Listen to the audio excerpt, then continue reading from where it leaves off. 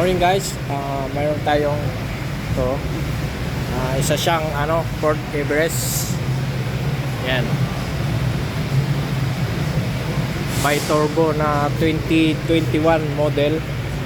Ngayon mayroon siyang issue sa transmission, shift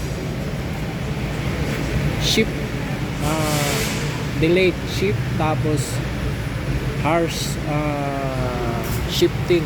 Yan. Ngayon mayroon siyang TSB na kailangan palitan tong kanyang valve body. Opo, yan. Kaya yan ang ginagawa ko ngayon. Yan ang loob ng transmission. Yan ang kinuha ko, yung utak niya. Ngayon yung mga clutches niya nandoon pa rin sa loob. Yan o, nakikita nyo yun, nasa loob na yun.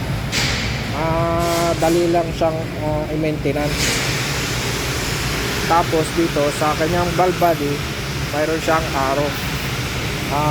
Dyan yung makikita yung mga tornilyo na yun lang ang dapat nyong tanggalin. Yan o, yung mga bolts niya. Bali siya, 8. 1, 2,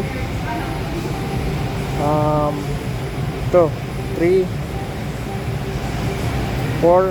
Yung mga may arrow, yan o, sinasabi niya dyan na yan lang tatanggalin mong tornilyo.